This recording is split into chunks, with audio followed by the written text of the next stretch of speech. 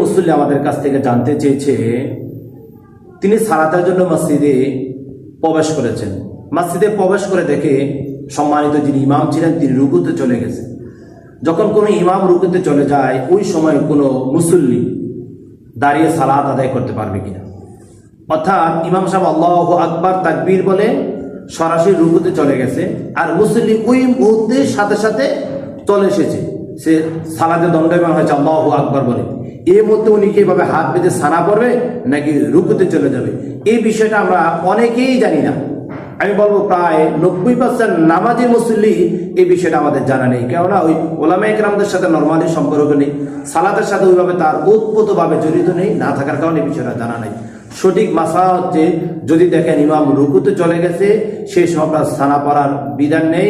আপনি আল্লাহু আকবার তাকবীর বলবেন, তাকবীর বলার পরে হাত বাঁধবেন, তারপর আবার আল্লাহু আকবার বলে আপনি রুকুতে চলে যাবেন। এটা হচ্ছে সালাতের সঠিক এবং সহি নিয়ম।